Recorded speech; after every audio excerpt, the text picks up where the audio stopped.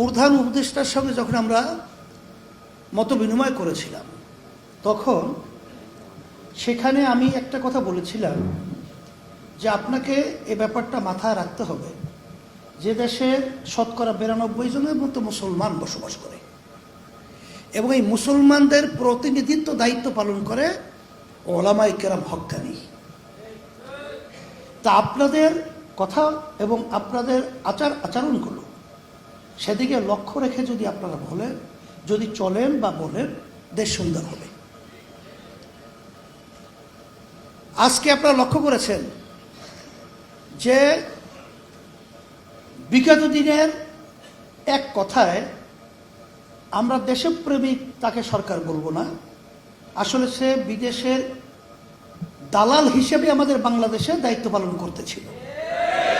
তার বিভিন্ন কার্যক্রম, তার বিভিন্ন চুক্তি এবং বিভিন্ন সময় আমরা যারা লক্ষ্য করেছি, এরা শুধুমাত্র তাদের দালালি ছাড়া দেশপ্রেমিক আমরা বলতে পারি না।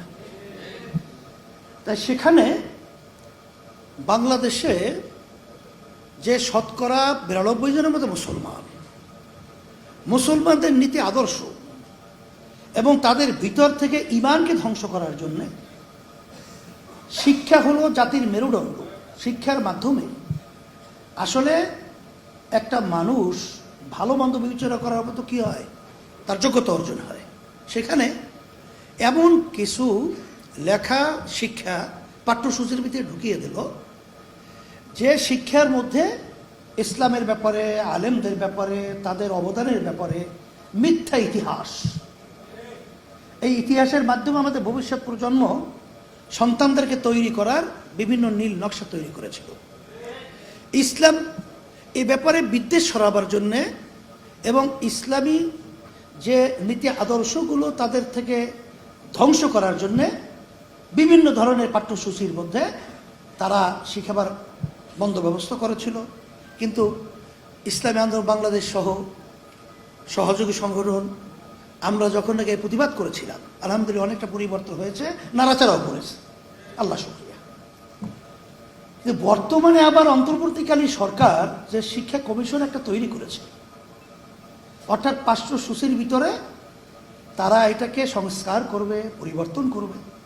কিন্তু দেখা যায় যাদেরকে নেওয়া হলো সেখানেও একজনও ইসলামী স্কলার কাউকে নেওয়া হয় নাই।